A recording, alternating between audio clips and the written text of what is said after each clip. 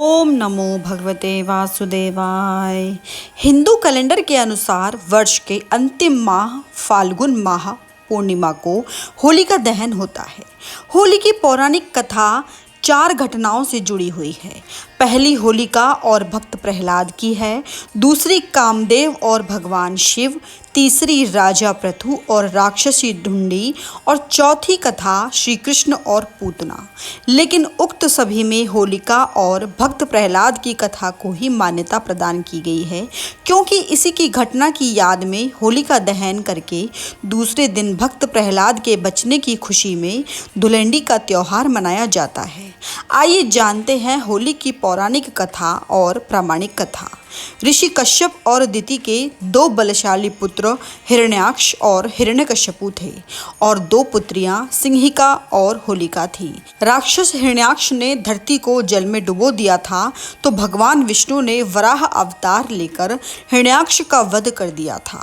सिंहिका को हनुमान जी ने लंका जाते समय रास्ते में ही मार गिराया। अब बचे हिरण्यकश्यपु और होलिका, इन्हीं की ये कथा है। आइए इस कथा को हम जानते हैं। एक बार की बात है, त्रैलोक्य पर विजय प्राप्त करने के लिए हिरण्यकश्यपु ब्रह्मा जी की तपस्या में लीन था। असुरराज हिरण्यकश्यपु की तपस्या से प्रसन्न होकर ब्रह्मा जी ने उसे वर मांगने को कहा, तो उसने कहा कि अमरता का वरदान चाहिए। ब्रह्मा जी ने कहा कि ये संभव नहीं, कुछ और मांगो। तो उसने कहा कि आपके बनाए हुए किसी प्राणी, मनुष्य, पशु, देवता, दैत्य आदि किसी से भी मेरी मृत्यु ना हो। मैं समस्त प्राणियों पर राज्य करूं, मुझे कोई ना मार सके, ना दिन में मार सके, ना रात में मार सके, ना घर के भीतर मार सके, ना बाहर मार सके, ना कोई अस्त्र मार सके, ना कोई शस्त्र मार सके, ना भूमि पर, ना आकाश में, ना पाताल में, ना स्वर्ग में। ब्रह्मा जी ने उसको तथास्तु कहकर वरदान दिया और अंतर्धान हो गए। हिरण्यकश्यपु जब तपस्या में लीन था, तब उसी दौरान देवों ने असुरों पर आक्रमण करके उन्हें परास्त कर दिया था और देवराज इंद्र हिरण्यकश्यपु की गर्भिणी पत्नी कयाधु को बंदी बनाकर ले गए थे। परंतु बीच रास्ते में ही उनकी मुलाकात देवर्षि नारद से हुई। नारद जी ने इंद्र को उपदेश दिया कि आप ये पाप कर रहे हैं। उनका उपदेश सुनकर इंद्र हिरण्यकश्यपु की पत्नी कयाधु को महर्षि के आश्रम में छोड़कर स्वयं देवलोक चले गए। गर्भवती कयाधु को नारद जी ने विष्णु भक्ति और भागवत तत्व से अवगत कराया। ये ज्ञान गर्भ में पल रहे पुत्र प्रहलाद ने भी प्राप्त किया। इधर हिरण्यकश्यप जब लौटा तो इस वरदान ने उसके भीतर अजय अमर होने का भाव उत्पन्न कर दिया। इसके चलते उसने धरती पर अत्याचार प्रारंभ कर दिया।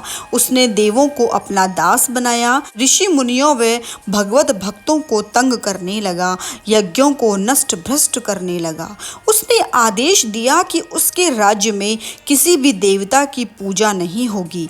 उसने कहा कि हिरणाय नमः के अतिरिक्त अन्य किसी भी मंत्र का उच्चारण नहीं किया जाएगा। पूरे राज्य में स्वयं उसी की पूजा की जाए, अन्य किसी की नहीं। जो ऐसा नहीं करेगा उसे मार दिया जाएगा। उचित समय पर बाद में प्रहलाद का जन्म हुआ तो राज्य में खुशियां मनाई गई। हिरण्यकश्यपु के 4 पुत्र थे, अनुहल्लाद, हल्लाद, भक्त प्रहलाद और संहल्लाद। प्रहलाद का उपनयन संस्कार करके उसे गुरुकुल भेजा गया। कुछ समय के पश्चात हिरण्यकश्यपु को ये जानने की उत्सुकता हुई कि गुरुकुल में मेरे पुत्र क्या सीख रहे हैं। उसने प्रहलाद को बुलाकर पूछा कि तुमने गुरुकुल में क्या सीखा। प्रहलाद ने कहा कि भगवान विष्णु की नव भक्ति अर्थात नव भक्ति सीखी। अपने पुत्र के मुख से अपने शत्रु विष्णु का नाम सुनकर हिरण्यकश्यपु को क्रोध आया।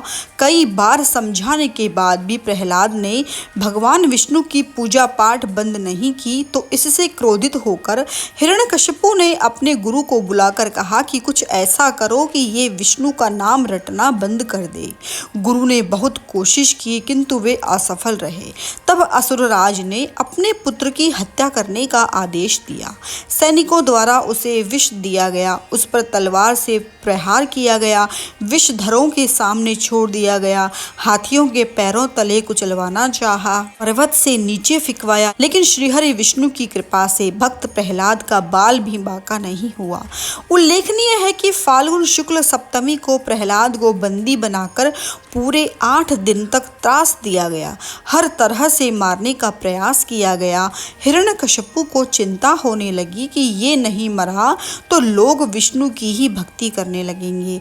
उसकी चिंता को देखकर उसकी बहन होलिका ने कहा कि भाई आप चिंता ना करें, मुझे भगवान ब्रह्मा से वरदान प्राप्त है कि मैं किसी भी प्रकार से अग्नि में जलकर नहीं मर सकती, अग्नि में तो सभी भस्म हो ही जाते हैं। तब हिरण्यकशिपु ने अपनी बहन होलिका से कहा कि तुम प्रहलाद को अपनी गोद में लेकर अग्नि में बैठ जाओ, जिससे वो जलकर भस्म हो जाएगा। होलिका को वरदान था कि उसे अग्नि तब तक कभी हानि नहीं पहुंचाएगी जब तक कि वो किसी सद्वृत्ति वाले मानव का अहित करने की ना सोचे। होलिका ये बात भूल गई थी।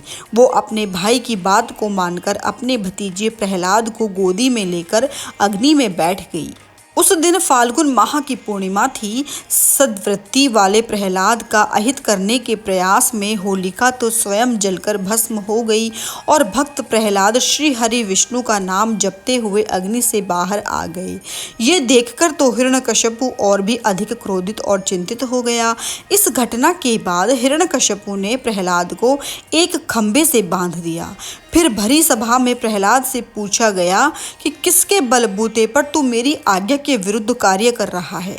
प्रहलाद ने कहा, आप अपना असुर स्वभाव छोड़ दें, सबके प्रति समता का भाव लाना ही भगवान की पूजा है।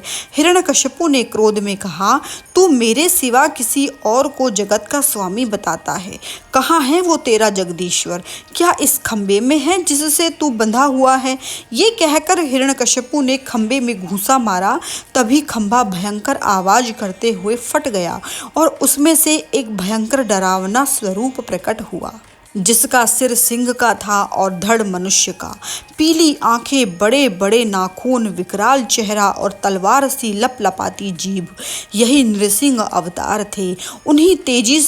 उन्होंने तेजी से हिरण्यकशिपु को पकड़ लिया और संध्या की वेला में, न दिन में न रात में, सभा की देहली पर अर्थात न बाहर न भीतर, अपनी जांघों पर रखकर, न भूमि पर न आकाश में, अपने नखों से, न अस्त्र से न शस्त्र से उसका कलेजा फाड़ डाला। हजारों सैनिक जो प्रहार करने आए, उन्हें भगवान नृसिंह ने हजारों भुजाओं और नख रूपी शस्त्रों से खदेड़ कर मार डाला।